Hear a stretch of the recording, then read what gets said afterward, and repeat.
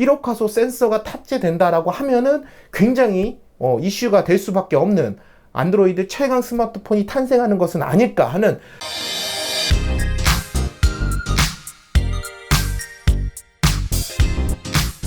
안녕하세요, 이지입니다. 삼성전자의 상반기 플래그십 스마트폰, 삼성전자를 대표하는 모델이기도 하죠. 갤럭시 S11의 대략적인 윤곽들이 공개가 되고 있습니다. 특히 이번 모델 같은 경우에는 굉장히 지금 많은 변화가 있을 것으로 예상이 돼요. 그 중에서 가장 기대가 되는 몇 가지 변화 포인트에 대해서 간단하게 살펴볼까 하는데요. 많은 분들이 예상한 것처럼 이번에도 삼성전자의 언팩 2020 행사는 MWC 2020이 열리기 바로 전 5일 전에 열리는 것으로 결정이 났습니다. 2월 18일 갤럭시 언팩 행사를 마치고 나서 5일 후에 MWC 2020 행사에서도 동일한 모델을 전시할 것으로 예상이 되고 있는데요. 이는 MWC 2020에서 아무래도 많은 제품들이 공개가 될 예정인 만큼 5일 전에 먼저 자신의 전략 스마트폰을 공개함으로써 단독 주목을 받겠다라는 그런 의중으로도 볼 수 있기도 합니다. 특히 이번 연도 초였죠. 2019년 2월 갤럭시 폴드와 갤럭시 S10을 단독으로 샌프란시스코에서 공개를 하면서 엄청난 주목을 받기도 했어요. 특히 갤럭시 폴드가 같이 공개가 되면서 엄청난 이슈를 만들어내기도 했죠. 그리고 나서 막상 전시장, MWC 2019 전시장에 갔을 때에는 유리관에 들어있어서 사실 만져볼 수가 없었는데요. 이번에 공개되는 갤럭시 폴드 2 가칭 모델, 모토로라의 레이저 모델처럼 이렇게 접히는 방식으로 만들어질 것으로 이미 예상이 되고 있습니다. 갤럭시 폴드 2 어떤 모습을 하고 있을지, 갤럭시 S11은 어떤 변화 포인트를 가지고 있는지 간단하게 살펴보도록 하겠습니다. 갤럭시 S11 프로 이 모델에서 정확한 디자인이 공개된 것은 아니지만 많은 유출 자료를 통해서 디자인이라든지 스펙들이 대부분 공개가 되고 있죠. 특히 이제 이번에 디자인을 살펴보면은 위아래 베젤이 상당히 작아진 것을 볼 수 있어요. 그 전에 18대 9 혹은 19대 9에서 최근 20대 9까지 비율이 상하 비율이 더 넓어진 것을 볼 수 있습니다. 그만큼 비율이 넓어진 만큼 위아래 베젤이 굉장히 줄어든 걸 보실 수가 있고요. 가운데는 당연히 이제 그 펀치홀 디스플레이가 탑재되어 있는 것을 보실 수가 있습니다. 또 여기에 후면을 보시면은 인덕션 그런 카메라 디자인을 채택하고 있는 것을 보실 수가 있는데요. 이런 부분이 이게 조금 더 커진 느낌이 들기도 하죠. 이 커진 느낌이 들 수밖에 없는 것이 이번 카메라 성능에 대해서 굉장히 강력한 기능이 탑재되었기 때문입니다. 사실 삼성전자에서도 매년 업그레이드는 있었어요. 화질이 더 좋아지거나 야간 사진이 조금 더 잘 찍히던가, 최근에는 광각이라든지 이런 망원을 추가를 하면서 다양한 화각을 제공한다라든가, 이런 사실 업그레이드는 지속적으로 계속 일어났고, 화질에 대한 이슈도 계속 조금씩 좋아지는 그런 부분은 분명히 있었던 것도 사실입니다. 하지만 이런 카메라 변화에 있어서 사실 극적인 요소가 부족했던 것은 사실이에요. 그렇기 때문에 중국 중저가 브랜드에서 보여주고 있는 이런 다양한 화각, 매크로부터 50배 줌까지 이렇게 다양하게 제공하는 샤오미 제품들도 있죠. 그리고 1억 화소를 최근에 1억 화소를 제공하고 있었던 CC9 프로 모델 이런 것들도 있고요. 사실 그렇기 때문에 그런 카메라 이슈에서는 당연히 중국 브랜드가 더 주목을 받고 있어요.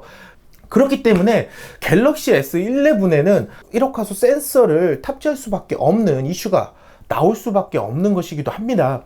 이 원 UI 2.0 베타에서 나타난 그 12,000 곱하기 9,000 픽셀 해상도의 카메라가 이미 탑재된 것이 나타나기도 했죠. 물론 이게 갤럭시 S11의 모델이 아닐 수도 있지만 사실 갤럭시 S11에서 탑재될 가능성이 지금 굉장히 높게 점쳐지고 있기도 해요. 이미 샤오미하고 협업을 통해서 그 삼성전자에서 만든 1억 800만 화소 센서이기도 하기 때문에 어떻게 보면은 갤럭시 S11에 탑재되는 것이 당연한 수순이 아닐까라는 이런 예상이 나오고 있기도 합니다. 이 센서는 삼성의 아이소셀 브라이트 HMX라는 센서고요. 빛이 부족한 공간에서도 선명하게 사진을 찍을 수 있는 스마트 iOS 기술이라든지 빛을 받는 면적이 더 넓어졌죠. 그렇기 때문에 어두운 환경에서도 조금 더 선명한 사진을 찍을 수 있게 됐고요.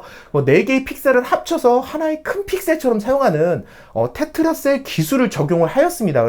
그렇기 때문에 야간 촬영 시 조금 더 선명한 사진, 밝은 사진들을 기대할 수 있는 센서이기도 하며, 이번에 다양한 1억 화소, 1억 800만 화소 센서로 촬영된 사진 샘플들이 굉장히 많이 공개가 됐어요. 샤오미에서도 공개를 했고요. 이런 사진들을 보면은 상당히 기대를 해볼 만한 충분한 퀄리티를 보여주고 있기 때문에 이번 그 갤럭시 S11에서 1억 화소 센서가 탑재된다라고 하면은 굉장히 이슈가 될 수밖에 없는 안드로이드 최강 스마트폰이 탄생하는 것은 아닐까 하는 생각이 들 정도로 기대가 되는 부분이기도 합니다. 그리고 두 번째로 기대가 되는 부분이 바로 배터리가 향상된 부분, 이 부분입니다. 높여도 부족한 안드로이드 배터리 용량, 안드로이드 사용자라면 가장 큰 불만이 아마 배터리 용량이 아닐까 합니다. 일반적인 상황에서는 넉넉하게 사용이 가능하지만 영상을 보거나 게임을 하면 급속도로 떨어지는 것을 경험해 볼 수 있기 때문에 항상 배터리 용량에 신경이 쓰이고 그 부분에 아쉬움을 느끼고 있었습니다. 이번 연도에 출시했던 갤럭시 S10 역시 배터리 용량이 그렇게 넉넉하지는 않았어요. S10이 3300mAh였고 갤럭시 S10 플러스가 4000mAh였기 때문에 사실 넉넉한 배터리는 아니었다라고 보통 말할 수 있습니다. 근데 이번에 갤럭시 S11에서는 4500mAh의 배터리, 그리고 플러스 모델에는 5000mAh의 대용량 배터리를 탑재할 것이라고 알려져서 기대를 모으고 있다는 것입니다. 만약 이게 사실이라고 한다면은 어느 정도의 무게 부분 상승은 어쩔 수 없는 부분이긴 하겠지만 사용성에 있어서는 굉장히 만족스러운 포인트, 그런 변화가 아닐까 합니다. 네, 그리고 마지막으로 가장 주목해 보고 있는 부분이 바로 국내에서도 스냅드래곤 865가 탑재될 가능성이 굉장히 높다라는 부분입니다. 스냅드래곤, 기존의 해외 버전에서는 당연히 스냅드래곤 8 시리즈, 800 시리즈, 845, 855, 그리고 이번에 8655가 탑재되는 것은 당연한 수순이기도 했죠. 하지만 국내 모델에서는 엑시노스를 고집하고 있었기 때문에 그 스냅드래곤을 탑재한 그 갤럭시 시리즈와 성능적인 이슈 항상 문제가 되기도 했습니다. 국내 버전에서만 엑시노스를 탑재하고 있는 부분이 어떻게 보면은 그 국내 유저들에 대한 역차별이라는 이야기도 나올 수밖에 없다라는 부분인데요. 이런 성능의 차이, 이제 삼성전자도 어느 정도는 인정하는 분위기인 것 같습니다. 국내 모델에서도 스냅드래곤 865를 탑재할 예정이라고 합니다. 아직 공식적인 발표가 있는 것도 아니고 몇 가지 루머를 통해서 공개가 된 내용이기도 하지만, 만약 그 스냅드래곤 865가 탑재된다라고 하면은 굉장히 매력적인 부분이 아닐까 싶습니다. 그리고 이번에 갤럭시 S11과 함께 공개될 갤럭시 폴드 2, 이 휴대용 모델 역시 굉장히 기다려지는 모델이기도 하죠.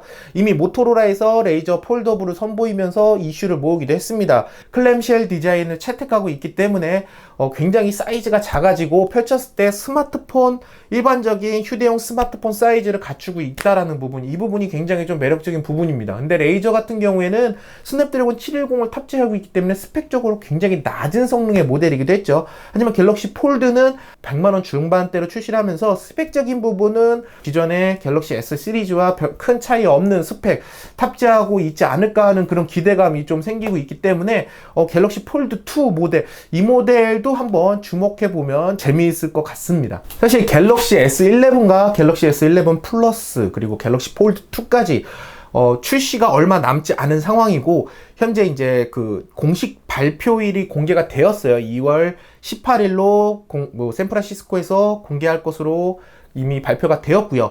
저는 이제 그 행사는, 갤럭시 언팩 행사는 참석하지는 않을 것 같고요. 갤럭시 언팩 행사가 지나고 나서 5일 후에 바르셀로나에서 열리는 MWC 2029에 참석해서 그 현장에서 이 제품들을 만져보고 살펴보고 유튜브를 통해서 전달해 드릴 예정입니다. 물론 이제 기대를 하고 있기 때문에 이 제품들, 제가 가장 기대하고 있는 포인트, 큰 변화 포인트, 물론 뭐 이거 말고도 다양한 뭐 스펙적으로 기능적으로 많은 포인트, 변화 포인트가 있겠지만 가장 큰 기대를 하고 있는 카메라 부분, 배터리 부분, 그리고 AP 부분, 이렇게 세 가지만 간단하게 어떤 변화 포인트를 가지고 올 것인지에 대해서 살펴보게 되었습니다. 뭐 이번 영상 조금이라도 도움이 되셨다면 이쪽에 구독하기, 좋아요, 댓글 부탁드리도록 하겠습니다. 감사합니다.